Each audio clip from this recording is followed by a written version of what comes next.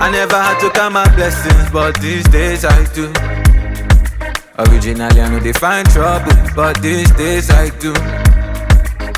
Cause it's a lonely road, a lonely road, never suffer lonely. I know they find trouble, but these days I do. Oh, them a bring me voodoo, but I thank Jehovah for the journey. Oh, joy comes in the morning. I let bad mind close to a story. Hey, I got so many secrets that I pray don't come out. Paranoid cause I've seen things go bad when my family's done to demons around me. Yeah, yeah.